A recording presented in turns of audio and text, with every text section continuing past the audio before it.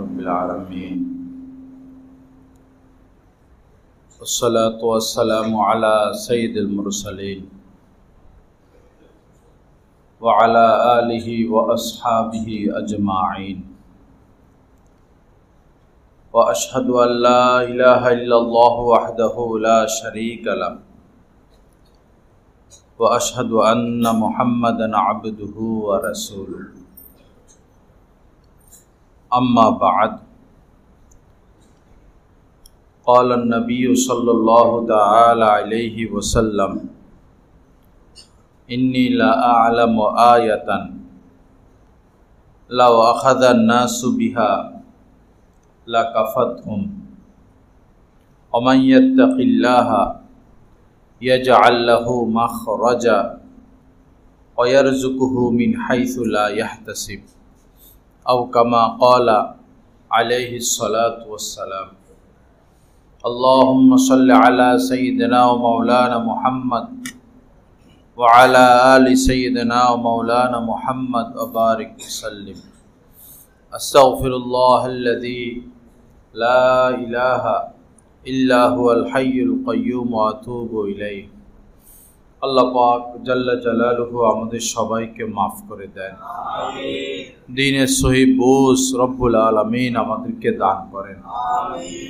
দ্বীন মোতাবেক চলার তৌফিক দান করেন। আমিন। হাদিস শরীফের মধ্যে এসেছে নবীজি বলেন অমাইয়াত্তাকাল্লাহা, যে তাকওয়া অবলম্বন করে চলবে, পরহেজগারি অবলম্বন করবে, গুনাহ থেকে বেঁচে থাকবে, আল্লাহকে ভয় করবে, আশা কবিয়া, সে রাজকীয়ভাবে জীবনযাপন করবে, কেমন যেন তিনি একজন বাদশাহ। সারা আমিনান ফি বিলাদি, এবং পৃথিবীর যে কোনো প্রান্তেই সে যাক না কেন সে নিরাপদ থাকবে, একদম নিরাপদ থাকবে। তাকওয়া এমন এক নিয়ামত। মহান বুজুর্গ হযরত হাসান বসরি রহমতুল্লাহি আলাইহি একবার কাবায় গেলেন। সেখানে গিয়ে দেখেন হযরত আলী রাদিয়াল্লাহু তাআলা আনহু এর বংশের এক বালক বয়ান করতেছেন কাবার দেয়ালের পাশে বসে।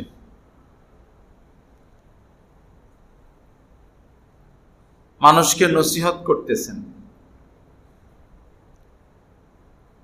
হযরত হাসান বসরি রহমতুল্লাহ আলাইহি সামনে অগ্রসর হলেন এবং ওনার কাছে জানতে চাইলেন দ্বীনের খুঁটি কি জিনিস, দ্বীনের ভিত্তি বা খুঁটি কি জিনিস, আর দ্বীনের বরবাদি ধ্বংস কি জিনিস।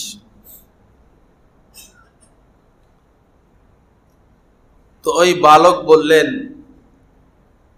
দ্বীনের খুঁটি হচ্ছে পরহেজগারি, খোদাভীতি। দ্বীনের খুঁটি হচ্ছে, ভিত্তি হচ্ছে পরহেজগারি, খোদাভীতি। আর দ্বীনের বরবাদি হচ্ছে লোভ লালসা। দ্বীনের বরবাদি হচ্ছে লোভ লালসা। আমাদের সমাজে আমরা বলি যে অমুক মানুষ অনেক দিনদার, বলি যে এই লোকটা দিনদার। তো এই লোকটা বাস্তবে দিনদার কিনা এটার মাপার যন্ত্র হলো তার মধ্যে তাকওয়া আছে কিনা, খোদাভীতি আছে কিনা, পরহেজগারি আছে কিনা, এবং সে লোভ লালসা থেকে মুক্ত কিনা। এবং আমরা আমাদেরকে মাপতে পারি, ওজন করতে পারি দ্বীনের মধ্যে আমাদের অধিকার, দ্বীনের মধ্যে আমার অবস্থান কোন পর্যায়ে। যার মধ্যে পরহেজগারি, তাকওয়া, খোদাভীতি যে পর্যায়ের, সে দিনের মধ্যে ওই পর্যায়ের রয়েছে। যার মধ্যে লোভ লালসা যত বেশি, সে দিন থেকে তত দূরে। আল্লাহ পাক আমাদেরকে সহি বুঝ দান করেন। লোভ লালসা এমন এক বিমারি, শান্ত মানুষকে সে অশান্ত করে তোলে। আরামদায়ক মানুষের আরাম সে কেড়ে নেয়। নিরাপদ মানুষকে ঝুঁকিতে ঠেলে দেয়। একজন মানুষ তার সকাল সন্ধ্যা দিন রাত নিরাপত্তার চাদরে ঢাকা, যখন তাকে লোভ আক্রমণ করে তো সে নিজেকে নিজে বিপদের দিকে ঠেলে দেয়। দৌড়তে দৌড়তে এক পর্যায়ে ব্রেন স্ট্রোক, হার্ট অ্যাটাক। শেষ গন্তব্য এই লোভের শেষ গন্তব্য এই। লোভ বড় কঠিন। আল্লাহ এই লোভ লালসা থেকে আমাদেরকে হেফাজত করেন। নিজেকে একটা সীমা রেখা নিয়ে আসা, একটা টার্গেট অনুযায়ী কাজ করা। লোভ করতে হবে আখিরাত কেন্দ্রিক, আল্লাহর মহব্বত কেন্দ্রিক, সম্পদ কেন্দ্রিক না।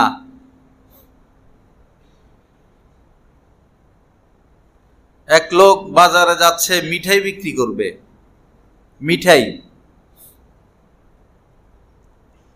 তো তাকে লোভে পাইছে, সে মিঠাই নিয়ে যাচ্ছে। সে তো এখন জিকির করতে পারে, তার মাথার উপরে মিঠাই, মাটির হাঁড়ি, খেজুরের রস জাতীয় কিছু। সে তো ব্যবসা করতে যাচ্ছে, এখন তো তার কোনো কাজ নাই। সে আল্লাহকে ডাকতে পারে, আল্লাহকে স্মরণ করতে পারে, মানুষকে সালাম দিবে, সালামের জবাব দিবে। রব্বুল আলামিন কোরআনে পাকের মধ্যে বলেছেন, অযকুর রব্বাকা ফি নাফসিক, মনে মনে তোমার রবকে স্মরণ করো। ওয়াজকুর রব্বাকা ইযা নাসিতা, যখন তুমি তোমার রবকে, প্রতিপালককে ভুলে যাও, তৎক্ষণাৎই মনে করো, স্মরণ করো। আর এখানে বলতেছেন যে মনে মনে তোমার রবকে স্মরণে রাখো, বিনয়ের সাথে, তাদাররুআ ওয়া খুফিয়া, বিনয়ের সাথে। মনে মনে স্মরণ করলে এখানেও একটা বিনয় আছে, কারণ অহংকার এবং বিনয় এটা অঙ্গ প্রত্যঙ্গের সাথে সম্পর্ক না, এটা দিলের সাথে সম্পর্ক। আল্লাহকে যে স্মরণ করব, এখানে বিনয় থাকতে হবে এবং এই ভয়ও থাকতে হবে, আশাও থাকতে হবে। আল্লাহ পাক বলেন যে জোরে জোরে না, আস্তে আস্তে এই স্মরণটা, সকালে সন্ধ্যায়, এবং আমার থেকে গাফিল হইও না, আমার থেকে গাফিল হইও না। অন্য এক আয়াতে কারিমার মধ্যে আল্লাহ পাক বলেছেন, ওয়ালা তাকুনু কাল্লাযীনা নাসুল্লাহা ফাআনসাহুম আনফুসাহুম, ওই সমস্ত ব্যক্তিদের মতো হইও না যে আল্লাহকে ভুলে গেছে, যে আল্লাহকে ভুলে ভুলে থাকে, ভুলে গেছে, তাদের অন্তর্ভুক্ত হইও না। তাহলে হবে কি, সে নিজের কথা নিজে ভুলে যাবে, নিজের লক্ষ্য কি, নিজের উদ্দেশ্য কি, নিজের গন্তব্য কি, নিজের ভালো কি, নিজের মন্দ কি, এটা সে ভুলে যাবে। উদাসীন, পাগল, মাতালের মতো জীবনযাপন করে নিজের জিন্দেগিটাকে বরবাদ করবে, না দুনিয়া পাবে না আখিরাত পাবে। আল্লাহ হেফাজত করেন। তো সে মাটির হাঁড়ি, উপরে হইল মিঠাই, বাজারে যাচ্ছেন, তার তো উচিত ছিল এখন আল্লাহকে স্মরণ করা। সে স্বপ্ন দেখতেছে, তাকে লোভে পাইছে, সে ভাবতেছে যে এই মিঠাই বিক্রি করে মুরগি কিনবো, কয়েকটা মুরগি কিনবো, পরে এগুলো ডিম দিবে, অনেকগুলো বাচ্চা হবে, এই বাচ্চাগুলো পালমো, এগুলো বিক্রি করে একটা ছাগি কিনবো, ছাগি বাচ্চা দিবে অনেকগুলো, পালবো, পরে গাভী কিনবো, গাভী অনেকগুলো বাচ্চা দিবে, গাভী বাড়বে, দুধ বিক্রি করব, গরু বিক্রি করব, খামার করব, লাখপতি হব, কোটিপতি হব, এগুলো ভাবতেছে আর কি। কত লম্বা দেখেন স্বপ্ন, একজন মানুষের হায়াত কতটুকু। আমরা সবাই এই ধরনেরই, এই জল্পনা কল্পনা নিয়ে আমরা ব্যস্ত। আল্লাহর কথা আমাদের খুব কমই স্মরণ হয়। এই কল্পনা করতে করতে সে মনে মনে এখন লাখপতি কোটিপতি হয়ে গেছে, শত শত গরুর মালিক, শত শত উটের মালিক, শিল্পপতি হয়ে গেছেন মনে মনে। স্মরণ নাই, রাস্তা দিয়ে যে হাঁটতেছেন এই স্মরণও নাই, মাথার উপরে যে মিঠাই আর মাটির পাত্র এটাও তার স্মরণে নাই। হঠাৎ করে হোঁচট খাইছেন একটা গর্তের মধ্যে, হোঁচট খাইয়া নিজেও পড়ছেন, মাথার হাঁড়িটাও পড়ে গেল, হাঁড়িও ভাঙলো, মিঠাইও রাস্তায় পড়ে গেল, আমও গেল, সালাও গেল। আমরা যারা শুধু দুনিয়া দুনিয়া করি, আমাদের আমও নাই, সালাও নাই, ব্যবসাও নাই, মূলধনও নাই। যা করি অন্যের জন্য করি, নিজের জন্য কিছু করি না। যা করি অন্যের জন্য করি। মানুষ বলে আমার মাল আমার মাল, নবীজি, এটা হাদিস শরীফ, নবীজি বলেন যে মানুষ এটা বলে আমার মাল আমার মাল আমার মাল, বলি না আমরা? আমার ব্যবসা, আমার দোকান, আমার মার্কেট, আমার বাড়ি, আমার ব্যালেন্স, আমার অ্যাকাউন্ট, আমার জমিন, আমার পোশাক, আমার আমার বলে। তা আসলে আমার কি? আমার বলতে কি? নবীজি বলেন যে আমার বলতে তিন জিনিস। আমার বলতে কয় জিনিস? তিন জিনিস।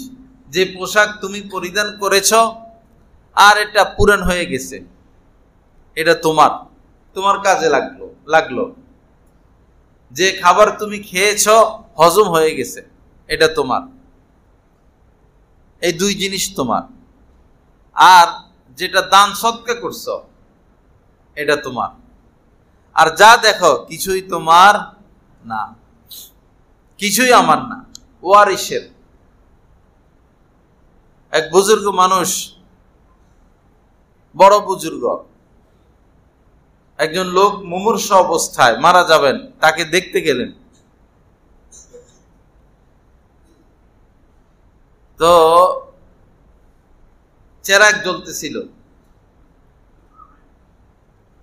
মুমূর্ষ ব্যক্তিটা কিছুক্ষণের মধ্যে মারা গেলেন। মারা যাওয়ার পরে যেটা করণীয় সেটা তো মানুষ করে, ইন্না লিল্লাহ পড়ে, চোখ বন্ধ করে দেয়, মুখ বন্ধ করে দেয়, হাত পা সোজা করে দেয়। তো এই বুজুর্গ মানুষ, এই ব্যক্তিটা মারা যাওয়ার সাথে সাথেই চেরাগ নিভাইয়া দিছেন। কি নিভাইয়া দিছেন? চেরাগ। কি জন্য চেরাগ নিভাই দিলেন এটা আমাদের মাথায় আসবে না, কারণ আমরা এই পর্যায়ের তাকওয়া অর্জন করতে পারি নাই। আমরা কিছু নামাজ রোজা হজ যাকাত নিয়ে ব্যস্ত, গভীরে আমরা বুঝতে পারি নাই। দ্বীনের ক্ষেত্রে গভীরতা আমাদের মধ্যে নাই। তিনি চেরাগ নিভাই দিছেন। পরে কেউ প্রশ্ন করলো, হযরত চেরাগ কেন নিভাইলেন? এই মুহূর্তে চেরাগ নিভানোর তো কিছু নাই। এই মহান বুজুর্গ বললেন, দেখো এই চেরাগের ভিতরে যে তেল জ্বলতেছে এটার মালিক এতক্ষণ এই ব্যক্তিটা ছিল, যিনি মুমূর্ষ ছিলেন। এই চেরাগের মালিক তিনি ছিলেন, তেলের মালিকও তিনি। আর তিনি যেহেতু জীবিত, আমরা এই তেল, এই আগুন ব্যবহার করতেছি, অসুবিধা নাই, তার অনুমতি আছে। যেহেতু আমরা এখানে বসা, এই আগুন তো আমরা ব্যবহার করতেছি, এই আলো আমরা ব্যবহার করতেছি। অনুমতি ছিল। যখনই তার ইন্তেকাল হয়ে গেল, এই তেলের মালিক তার ওয়ারিশরা হয়ে গেল, এই চেরাগের মালিক তার ওয়ারিশ হয়ে গেল, এই সম্পদের মালিকও সব তার ছেলে মেয়ে হয়ে গেল। তো এখন আমরা এই তেল কিভাবে ব্যবহার করব? ছেলে মেয়ে কি আমাকে অনুমতি দিছেন? ছেলে মেয়ের মধ্যে নাবালেগ বাচ্চাও তো থাকতে পারে, নাবালেগ বাচ্চা তো অনুমতি দিলেও তার সম্পদ ব্যবহার করা জায়েজ নাই। এজন্য চেরাগ নিভাইয়া দিলাম। সুবহানাল্লাহ। তাকওয়া, তাকওয়া কি জিনিস? আমরা আছি কোথায় আর ওনারা আছেন কোথায়? ওনারা দুনিয়াও পেয়েছেন, আখিরাতও পেয়েছেন। আমরা হতভাগারা ওই লালসার পিছনে পড়ছি, লোভ লালসা। ফলে না দুনিয়ার সুখ শান্তি ইজ্জত সম্মান আমরা পাইলাম, আখিরাতের কথা তো বলা যাচ্ছে না। আল্লাহ দুনিয়াও আমাদেরকে দান করেন, আখিরাতও দান করেন। তাকওয়া বড় আজীব জিনিস, তাকওয়া বড় আজীব জিনিস। এটা মুত্তাকিদের সাথে উঠা বসা করা ছাড়া কেউ টের পাবে না তাকওয়া কি জিনিস। নিজে নিজে বুজুর্গ সাজা যায় না, নিজে নিজে দিন শিখা যায় না, তাকওয়া অর্জন করা যায় না। যারা নিজে নিজে বুজুর্গ সাজে তারা ভুলের মধ্যে আছেন। সাহাবায়ে কিরাম নিজে নিজে দিন শিখেন নাই। সাহাবায়ে কিরাম বারবার রাসূলের সোহবতে ছুটে এসেছেন, বারবার বারবার। সাহাবাদের পরে ছিলেন তাবিঈ, তারা নিজে নিজে দিন শিখেন নাই, তারা সাহাবাদের সোহবতে ছুটে এসেছেন। এটাই নিয়ম। তো তাকওয়া হাসিল করতে হয় মুত্তাকিদের সান্নিধ্যে থেকে। হযরত শাইখুল হাদিস জাকারিয়া রাহমাতুল্লাহি আলাইহি এই উপমহাদেশের একজন বড় আলেম এবং বড় বুজুর্গ।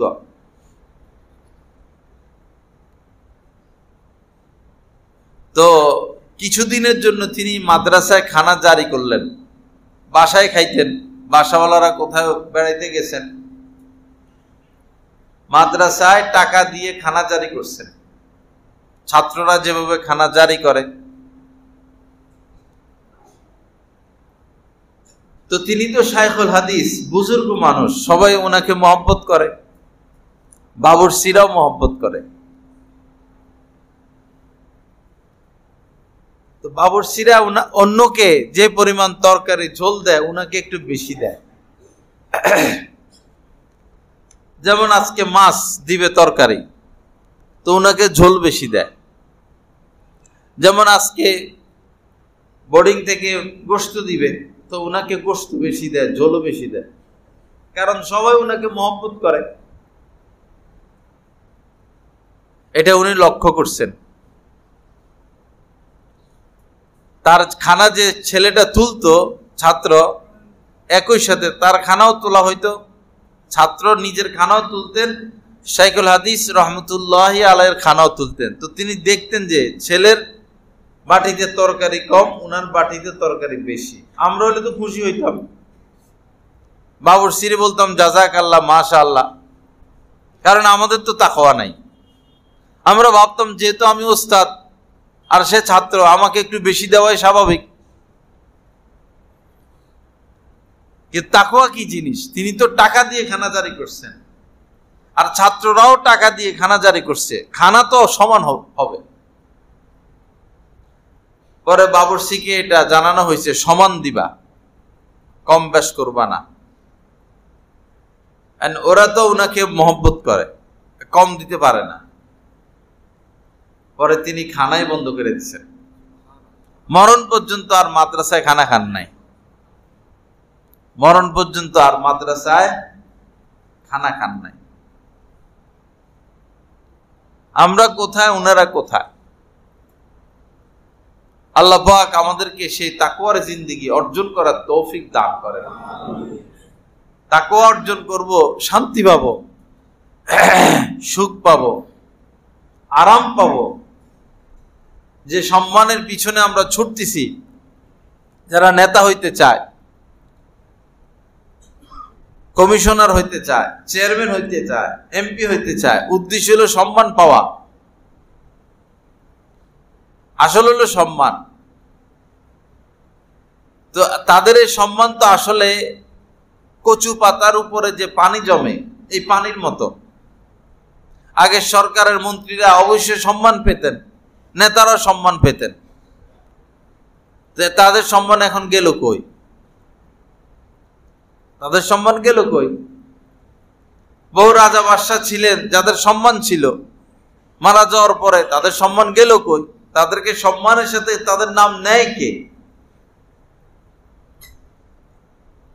কিন্তু হযরত খাজা মঈনুদ্দিন চিশতি রহমতুল্লাহ আলাইহি তার সম্মান কোনোদিন কমবে না। বড় পীর আব্দুল কাদের জিলানী রহমতুল্লাহ আলাইহি তার সম্মান কোনোদিন কমবে না। হযরত জুনায়েদ বাগদাদী রহমতুল্লাহ আলাইহি তার সম্মান কোনোদিন কমবে না, কারণ তারা আল্লাহর ওলি ছিলেন, মুত্তাকি ছিলেন।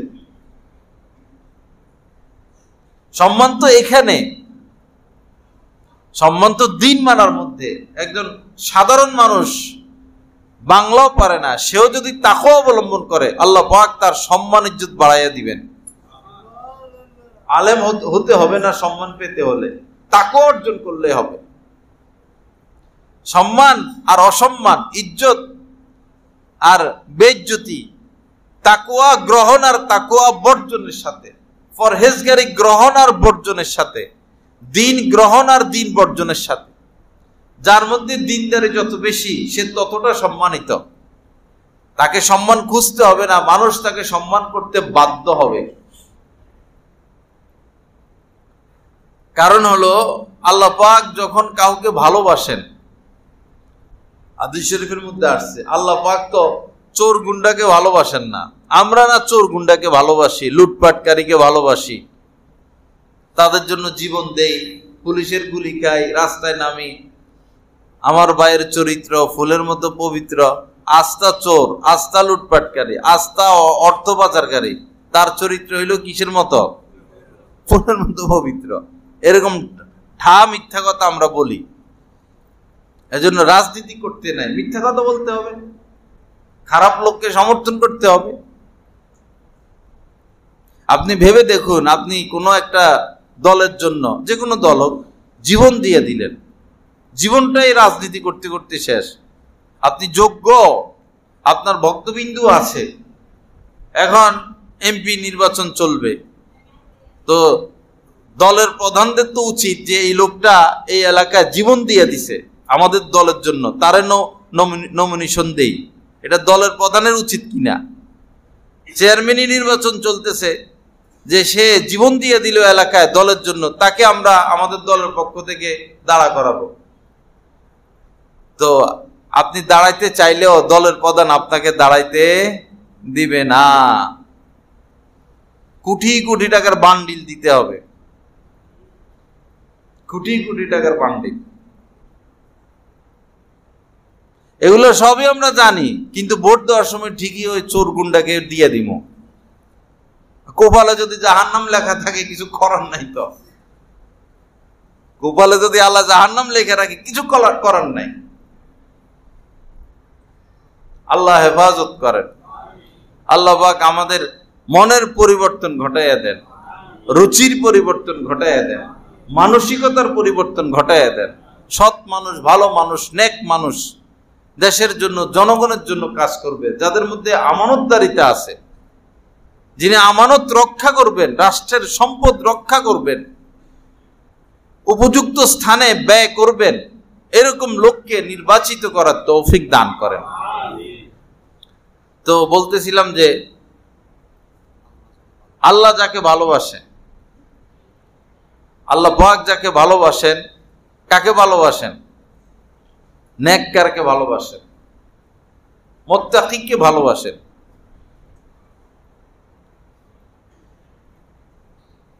তো কোরআনে পাকের মধ্যে আছে ইন্না আক্রামাকুম ইনদাল্লাহি আতকাকুম। আমরা লক্ষ লক্ষ মানুষ, আমাদের মধ্যে কাকে আল্লাহ পাক বেশি পছন্দ করেন? আল্লাহ পাক নিজে বলেন, তোমাদের মধ্যে যে বেশি মুত্তাকি আমার কাছে সে তত বেশি প্রিয়। যে বেশি মুত্তাকি, যে বেশি গুনাহ থেকে বেঁচে থাকে, সে আমার কাছে তত বেশি প্রিয়। তো মুত্তাকিদেরকে আল্লাহ পাক ভালোবাসেন এবং মুত্তাকিদেরটাই কবুল করেন। ইন্নামা ইয়াতাকাব্বালুল্লাহু মিনাল মুত্তাকিন, আল্লাহ পাক কেবল মুত্তাকিদেরটাই কবুল করেন। তো যারা মুত্তাকি, ভালো কাজ করে, সৎ কাজ করে, নেক কাজ করে, পাপের কাজে যায় না, অন্যায়ের কাজে যায় না, তাদেরকে আল্লাহ পাক মুহাব্বত করেন। এর পরের কাজ কি করেন? জিবরিল আমিনকে ডাকেন, ডেকে বলেন যে আমি ওই বান্দাকে ভালোবাসি, তুমিও তাকে ভালোবাসো। জিবরিল আমিন শোনা মাত্রই জমিনের এই ব্যক্তিটাকে ভালোবাসা শুরু করে দেয়।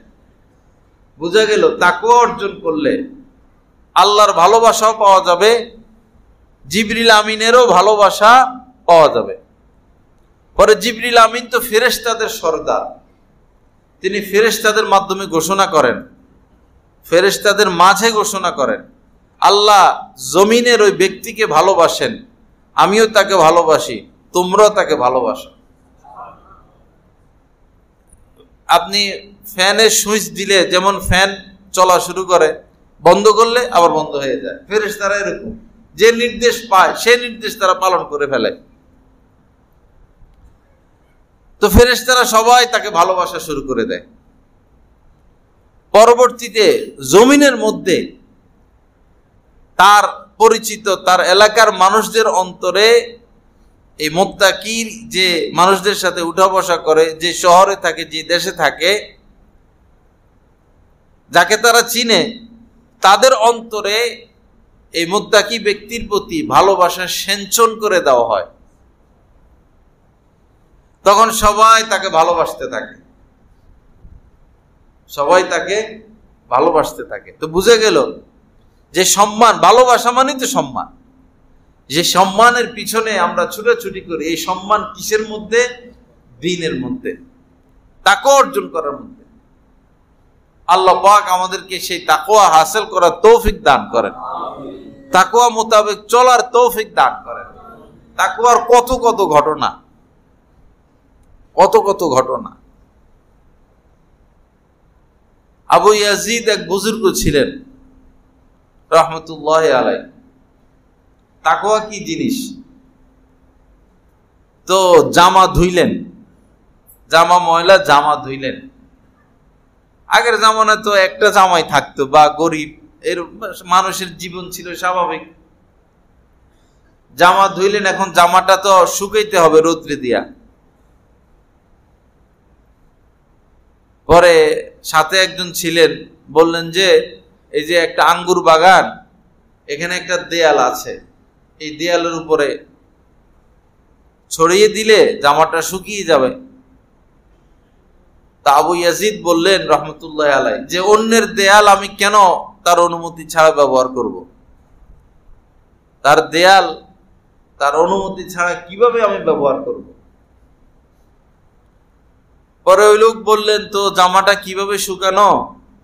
আচ্ছা, এই যে গাছ, তরুলতা, গাছপালা, এটার উপরে এটাকে ছড়িয়ে দিই, মেলে দেই, শুকিয়ে যাক।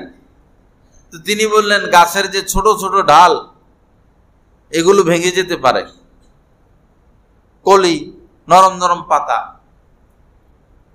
গাছের উপরে আমি জামা মেলতে দিব না। কি এক মুসিবত! আমাদের মাথা কি এগুলো আসে?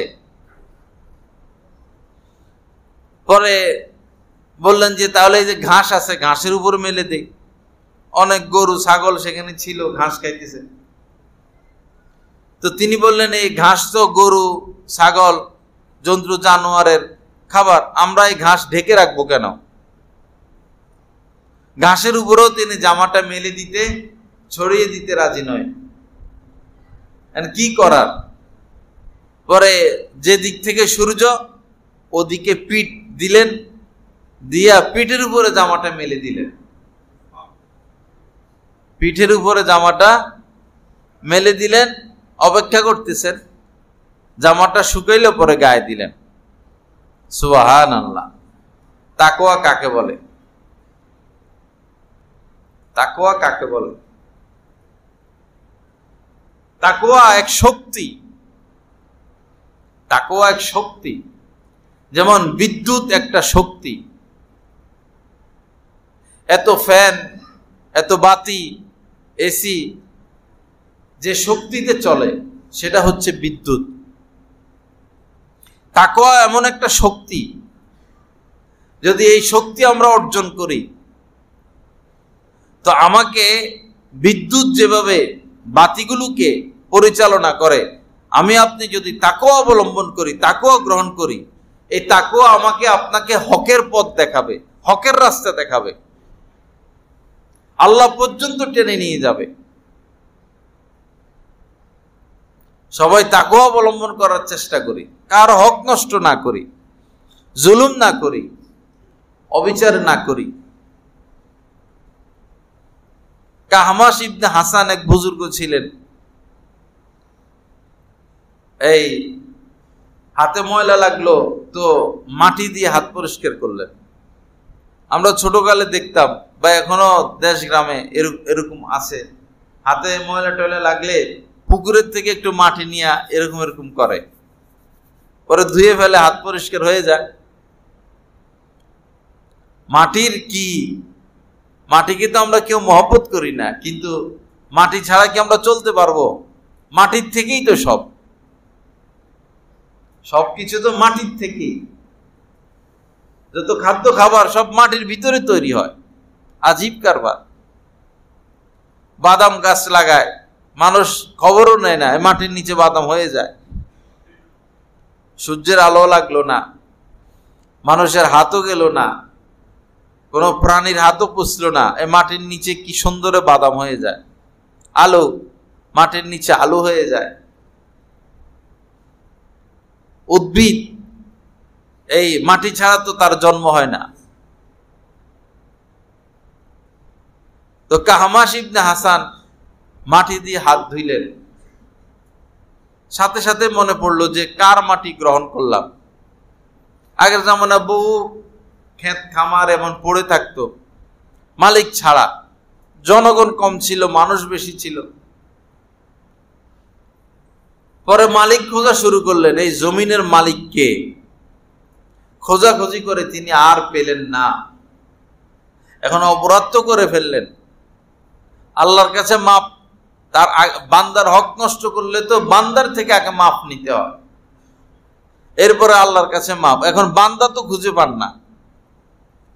পরে এই অপরাধটার কারণে তিনি 30 বছর আল্লাহ পাকের দরবারে কান্নাকাটি করছেন।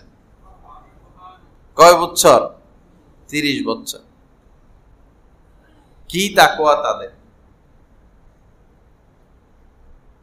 কত সুন্দর সমাজ হইতো, দেশটা কত সুন্দর হইতো, রাষ্ট্রটা কত ভালো চলতো যদি যারা রাষ্ট্র পরিচালনা করে তাদের মধ্যে তাকওয়া থাকতো। আমাদের পুলিশ ভাইদের মধ্যে তাকওয়া থাকতো, র্যাব ভাইদের মধ্যে তাকওয়া থাকতো, সচিবদের মধ্যে তাকওয়া থাকতো, সরকারি কর্মকর্তা কর্মচারীদের মধ্যে তাকওয়া থাকতো, আমাদের নিজেদের মধ্যে তাকওয়া থাকতো।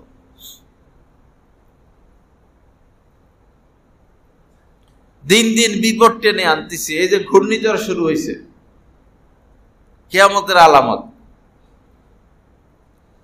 গত শুক্রবারের যে ভূমিকম্প গত শুক্রবার ভূমিকম্প হওয়ার পরে এখন চলতে আছে, গতকালকে হয়েছে, ছোট ছোট হচ্ছে। একদিনে 60 বার হয়েছে সারা পৃথিবীতে ভূমিকম্প, 24 ঘন্টায় 60 বার হয়েছে ভূমিকম্প। কিয়ামতের আগে, কিয়ামতের যে আলামত গুলো, এটা একটা, ভূমিকম্প বেড়ে যাবে। যখন ভূমিকম্প শুরু হয়েছে মানুষ রাস্তায় চলে আসছে, তো ওই সময় তো তাদেরকে বলা দরকার ছিল যে অন্তত চেক বইটা নিয়ে বাইরে, সারা জীবন কষ্ট করে এতগুলো টাকা জমাইছ, চেক বইটা লও। মহিলাদেরকে তো বলার দরকার ছিল যে এত গহনা কিছু গহনা লই এলো, অন্তত ভূমিকম্প শুরু হয়েছে, খাইবা কেমনে, চলবা কেমনে, জমির দলিলগুলো অন্তত লও। নিচে কেউ এগুলা না, ছেলের দিকে তাকাইলো না মেয়ের দিকে তাকাইলো, সবাই দৌড় মারছে।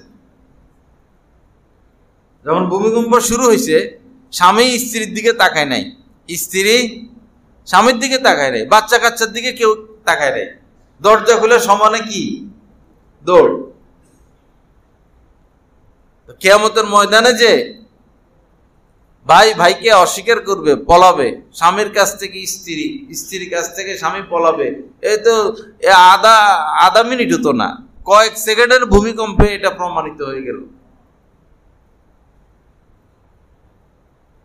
ভুলের মধ্যে আছি আমরা, ইন্নাল ইনসানা লাফি খুসর, মানুষ ভুলের মধ্যে আছে। ভুল থেকে বের হওয়ার ফিকির করি। আল্লাহ হেফাজত করেন, আল্লাহ সহজ করেন, আল্লাহ পাক তাকওয়া হাসিলের তৌফিক দান করেন।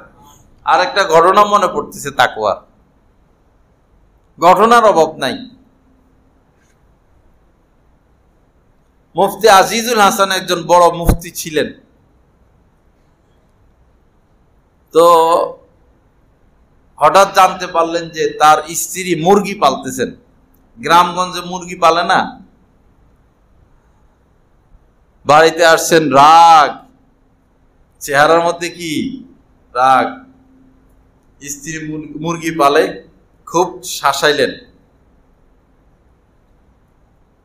কেন তুমি মুরগি পালো? আমি আল্লাহকে পাওয়ার জন্য ছুটাছুটি করতেছি, আর তুমি পালো মুরগি। বলুন তো, মুরগি পালা কি অপরাধ? না জায়েজ?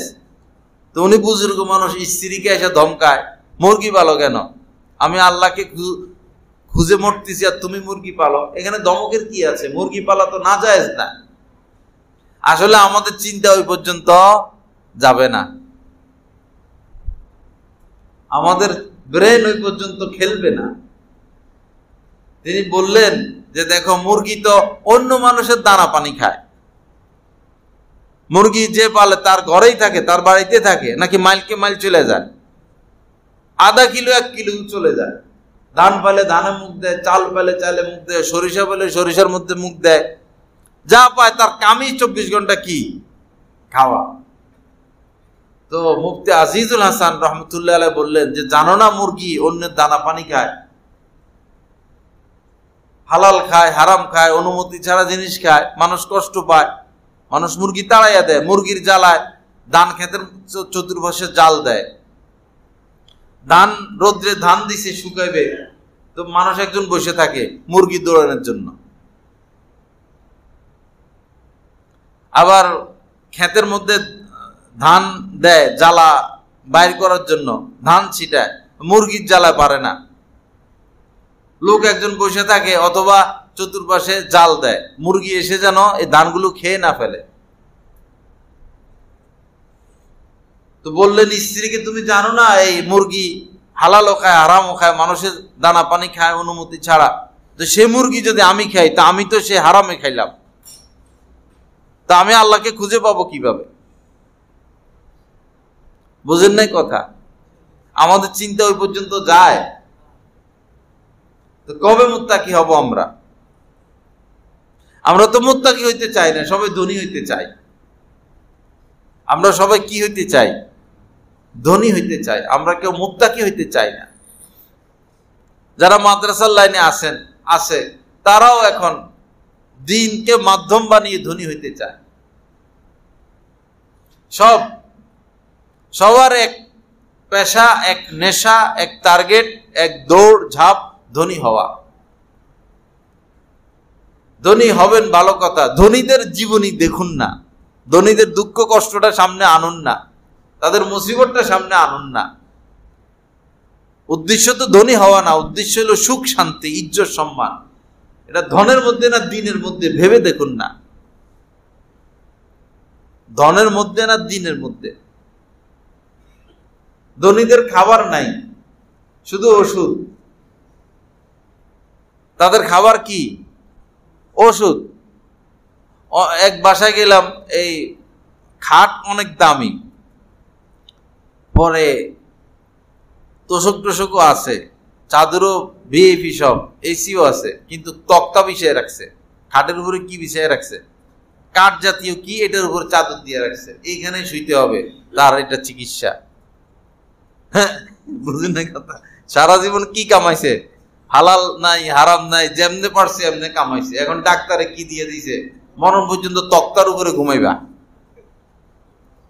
তো এখন শিমুল তুলা, সেগুনের খাট কি কামে আইলো? বহু মানুষকে ডাক্তাররা বলে দিয়েছেন আপনি জীবনে আর গোশত খাইতে পারবেন না। ইয়ের সমস্যা, পাকস্থলীর সমস্যা, কি সমস্যার কারণে গোশত নিষেধ, আর ভাত নিষেধ করে দেয়, ফল নিষেধ করে দেয়, রুটি নিষেধ করে দেয়। খাইব কি মানুষ? তা জীবন দৌড়াদৌড়ি করলেন যে খানার জন্য, এখন টাকা পয়সার মালিক হলেন, এখন কি বলে? শুধু হাঁটেন, দৌড়েন, ব্যায়াম করেন, আর শুধু ঘাই মারেন নিজের নিজে। ঘাই বোঝেন নাই? শুধু ঘাই মারো, নিজের নিজে ঘাই মারো, এই কাম করো। আর সিরিয়াল, হাসপাতালে কি এক হাসপাতালে গেলে আহা সিরিয়াল, ল্যাবিডে, স্কয়ারে, বড় বড় হাসপাতালগুলোতে বসার জায়গা বিশাল, সব সিরিয়াল, শুধু দৌড়াদৌড়ি, শুধু ডাক্তার। এখন তো ডাক্তার না, কবিরাজ, ডাক্তার কবিরাজ। আর আমাদের ইমাম সাহেবরা দেশ গ্রামের কি খানা, সুবহানাল্লাহ, প্রত্যেক দিনই গোস্ত, তাও কি অরিজিনাল দেশি মুরগি, কি তাজা শরীর দেখছেন এক একজন ইমাম সাহেবের। চিকনা থাকলে আমি আছি ইমামদের মধ্যে, আর চিকনা খুঁজে পাইবেন না। এক ফিগারে সারাদিন খানার উপরে আছে, আল্লাহ খাওয়ায়, অসুখও নাই, করুণাও ধরে না, ডায়াবেটিসও নাই, কোন প্রেশারও নাই, ওষুধও খাওয়া লাগে না, শুধু খায় আর খায়।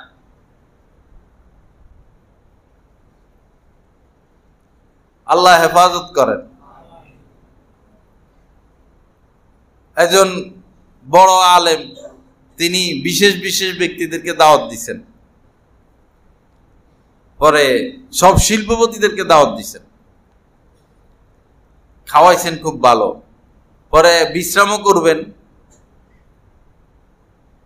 পরে সবাই বিশ্রাম করতেছে দুপুরে খেয়ে, উনি শোন না, উনি ওয়ালের সাথে হেলান দিয়ে বসে রয়েছেন, ঘুমাইতেছেন বসে, বা ঘুম আসতেছে, শোন না। পরে উনি বললেন ভাই একটু আরাম করেন, দুপুরে খাবারের পরে তো একটু কায়লুল্লাহ করতে হয়, গড়াগড়ি করেন। বলল যে আমার সমস্যা আছে, আমি শুইতে পারি না খাইয়া। কি ব্যাপার? বলল আমার খানা মুখ দিয়া বের হয়ে যায়। আমরা খানা খাইলে খানা নিচের থেকে উপরে আসবে না, খানা খাইয়া পানি পান করেও যদি আপনি মাথা নিচে দেন, পা উপরে দেন, খানা কি মুখ দিয়া বের হবে? আল্লাহ একটা পর্দা রেখে দিয়েছেন এখানে, সুবহানাল্লাহ, নিচের খানা আসে না। তো উনার এই পর্দাটা ফাইটা গেছে বা নষ্ট হয়ে গেছে, যে সিস্টেমের কারণে খানা নিচের খানা উপরে আসে না, এটা তার নাই, যার কারণে বেচারা খাইয়া ঘুমাইতে পারে না, আরাম করতে পারে না। তো অথচ সে তো শিল্পপতি, তো তার অর্থ করেই তাকে কি ফায়দা দিল? তার মানে টাকা পয়সা কামানো নিষেধ না, টাকা পয়সা কামান ভাই, যত পারেন কামান, আজান দিলে মসজিদে চলে আসবেন, আর হালাল পথে কামাবেন, হালাল পথে খরচ করবেন, হালাল পথে কামাবেন, হালাল পথে খরচ করবেন, বাচ্চা কাচ্চাকে দিন শিখাবেন। গরিব মানুষের আর দরকার নেই বাচ্চা কাচ্চা মাদ্রাসা পড়ানো। আলেম ওলামার সম্মান কমে গেছে, সম্মান কমে যাচ্ছে এই কারণে, কারণ গরিবের বাচ্চারা আলেম হয়, গরিবের বাচ্চারা ইমাম খতিব হয়।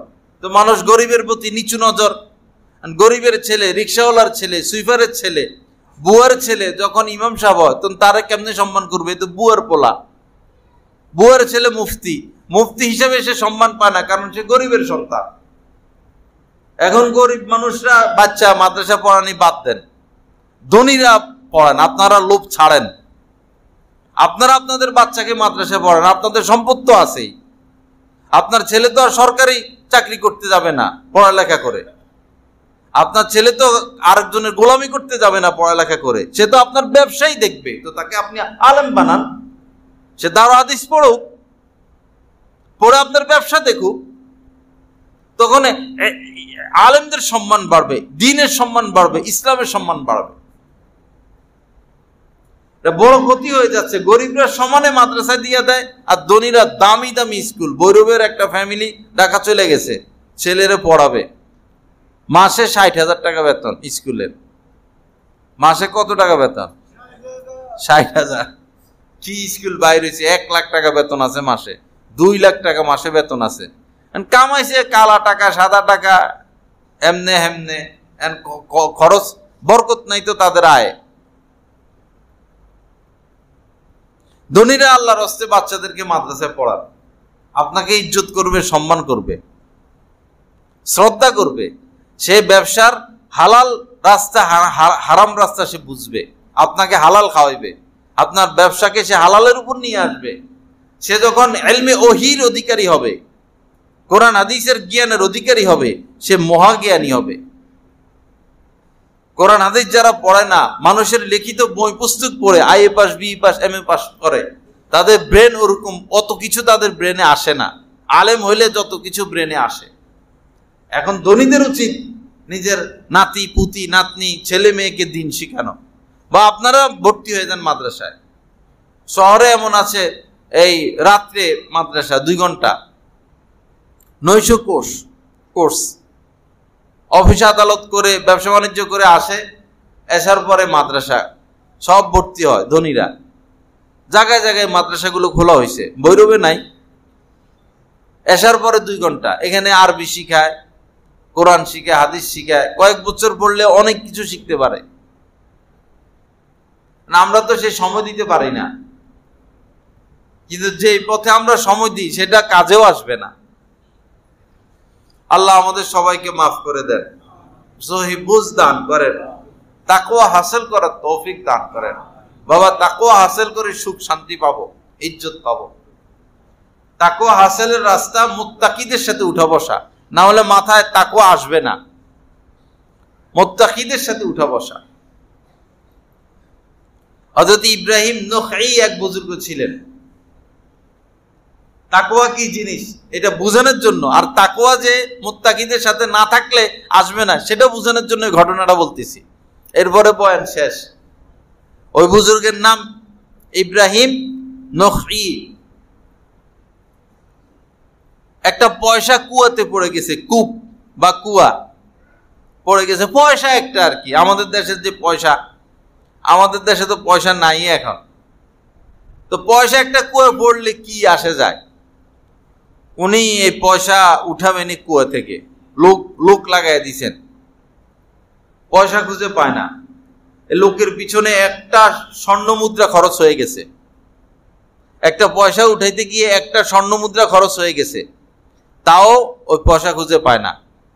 পরে উনি না এই পয়সা আমার উঠাইতেই হবে কুয়া থেকে। পরে আরো লোকজন লাগাইছেন, খুঁজতে খুঁজতে 1 স্বর্ণ মুদ্রা ব্যয় হইলো, 2 স্বর্ণ মুদ্রা ব্যয় হইলো, 3 স্বর্ণ মুদ্রা ব্যয় হইলো, 13টা স্বর্ণ মুদ্রা ব্যয় হয়েছে। এরকম বিস্কেট স্বর্ণের, এগুলোর দাম এখন 13টা স্বর্ণ মুদ্রার দাম তো এখন কত কোটি তো বার হবে। 13টা স্বর্ণ মুদ্রা খরচের পরে ওই পয়সাটা খুঁজে পাইছেন। উনি মুত্তাকি মানুষ, আল্লাহওয়ালা মানুষ। ওনার নাম সম্ভবত ইব্রাহিম ইবনে নাখী বা অন্য নাম হইতে পারে, নাম নিয়ে আমার একটু সন্দেহ হচ্ছে। তো পরে লোকজন জিজ্ঞাসা করলো যে একটা পয়সার জন্য 13টা স্বর্ণ মুদ্রা আপনি ব্যয় করলেন, ব্যাপারটা কি, বিষয়টা কি? তো উনি বললেন ওই পয়সার গায়ে আল্লাহু এই শব্দ লেখা ছিল, আল্লাহর নাম লেখা ছিল।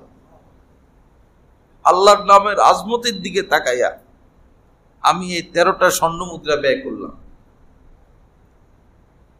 যদি খুঁজে না পাইতাম আজীবনই খুঁজতাম, তাও আমার দ্বারা আল্লাহর নামে অসম্মান হবে এটা আমি সয়ে নিতে পারতাম না। অস্থির হয়ে গেছেন তিনি এই হাত থেকে স্বর্ণ মুদ্রাটা পড়ার পরে, পেরেশান হয়ে গেছেন, খাবার দাবার উঠে গেছে, ঘুম উঠে গেছে, কেমনে এটা উত্তোলন করবেন। বলুন তো, এই তাকওয়া কি আমাদের বুঝে আসবে? এই তাকওয়া ওই সময় বুঝে আসবে যখন মুত্তাকিদের সাথে চলবো, ভালো মানুষের সাথে চলবো, চোর গুন্ডাকে বর্জন করব, খারাপ মানুষকে বর্জন করব। যা কিছু আলোচনা হলো, রব্বুল আলামিন নিজ করমে আমাদের সকলকে এই কথাগুলোর উপর আমল করার তৌফিক দান করেন। আমাদের এখানে আজকে মাসিক ইসলাহি বয়ান প্রতি ইংরেজি মাসের শেষ শুক্রবার বাদ এশা 7:30 না, 7:30 এশা হবে ইনশাল্লাহ। সবার দাওয়াত, সবাই আসবেন, দাওয়াতের কাজ করবেন। দাওয়াতের কাজ আপনি সারা জীবন আমল করলে আমল কবুল কি হলো না গ্যারান্টি নেই। আপনার মাধ্যমে একটা লোক যদি হেদায়েত পায় তো তার সারা জীবনের সওয়াব আপনি পেয়ে যাবেন। সবাই বন্ধু বান্ধব খারাপ লোকদেরকে দাওয়াত দিব, আসবে, মাদ্রাসা দেখবে, মাদ্রাসার পরিবেশে আসবে। মাদ্রাসার পরিবেশে ঢুকলে মন পরিবর্তন হয়। দাওয়াতের মেহনত করবো। আল্লাহ আমাদের সবাইকে আমলের তৌফিক দান করেন। ওয়া আখিরু দাওয়ানা আলহামদুলিল্লাহি রাব্বিল আলামিন ওয়া সাল্লাল্লাহু আলা নবিয়িল কারীম।